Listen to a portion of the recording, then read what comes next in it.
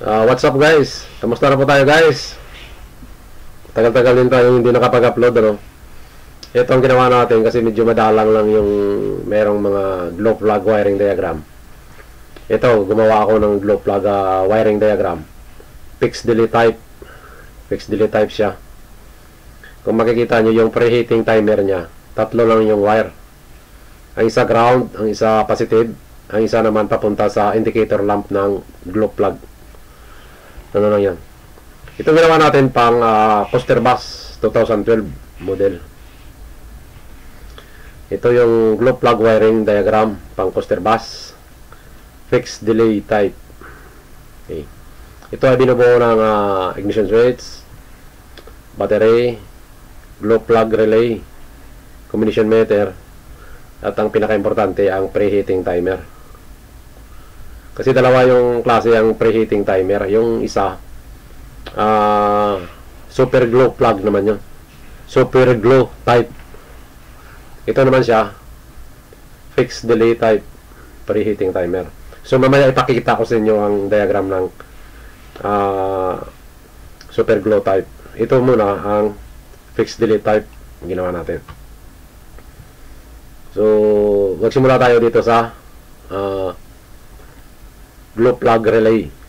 Okay, ang 30 dito pang fuse from battery, hot wire po ito guys. Alam nyo naman ang tinatawag na hot wire, lagi yung may current dyan.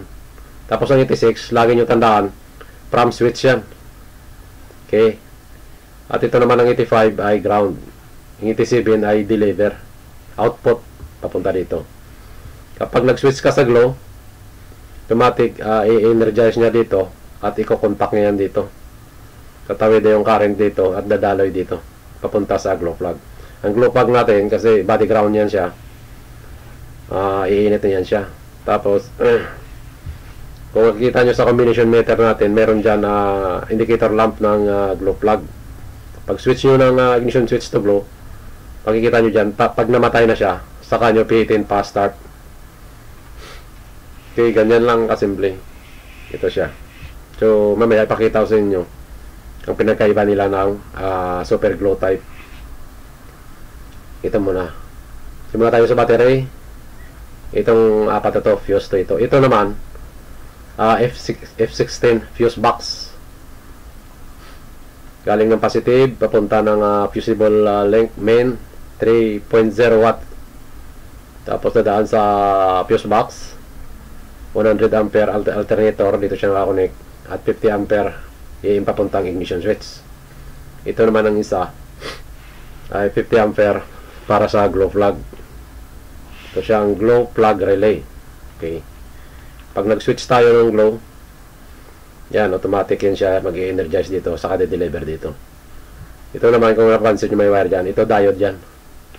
So ang live dito or ang positive, hindi siya pwede papunta rito kasi ang diode, ang direksyon nyo lang ay papunta doon. Okay, diode lang yan siya. Tapos ito ground. Tapos ito ang preheating timer, fixed delay type. Ito yan siya, magta-timer yan siya dito. Ito ground, tatlong wire yan siya guys. At ito naman punta sa combination meter sa indicator lamp. Tapos ipapakita ko sa inyo ang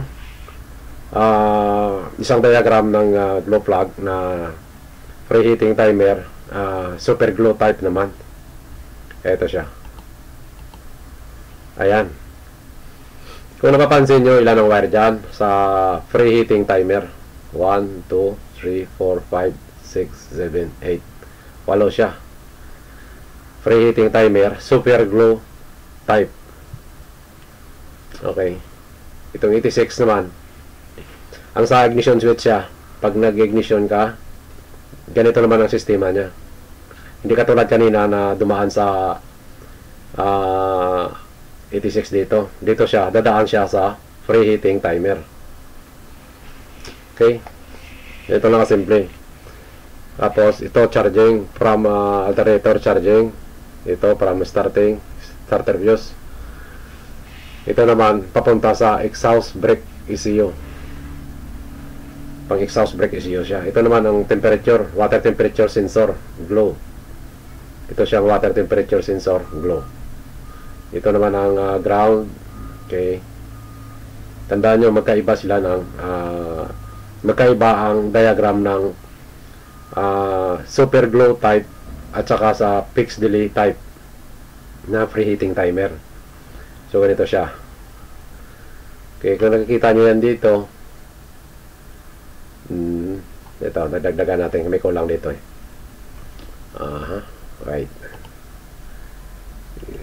Maganda tayo. Copy. Ito na lang ang gagamitin natin. Ito yung sa back tayo sa ito siya. Copy.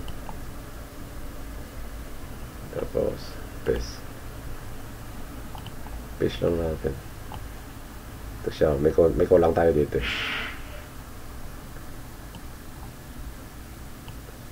Ganyan lang. Ganyan lang gumawa ng diagram. Basta alam nyo lang.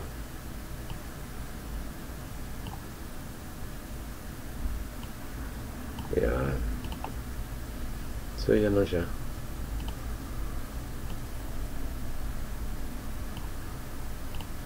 So, yan guys. Ito naman siya. Ang glow naman siya. 80 ampere. Okay. Ito ang F16 fuse box. Ito 30 ampere papuntang ignition switch. AM2. Ito naman 60 ampere naman siya papuntang AM1. Ito alternator 100 ampere. Ito mga fuse to guys ha. Itong fuse box. Ang fusible length niya main 3.0 watts pa rin. Same sa isa kaninang diagram natin. So ganito siya. So kung titingnan nyo, malaking pinagkaiba ng super glow type wiring diagram versus sa fixed delay type. Ayan. Itong fixed delay type, tatlo lang ang wire ng preheating timer nya. Fixed delay type. Malaki yung pinagkaiba talaga. Kaya kung mag-wiring kayo ng glow plug wiring diagram, be sure na sigurado kayo ang diagram nyo. Sigurado doon nyo na tama. Kasi hindi pwede basta-basta lang ikakabit mo lang siya. Kailangan alam nyo ang diagram. So guys, ulitin ko, ito ang preheating timer, fixed delay type, glow plug wiring diagram, fixed delay type, pang Coaster bus 2012. Ito naman ang preheating timer, super glow type naman siya, super glow type, glow plug wiring diagram, pang Coaster bus pa rin to, 2012 model.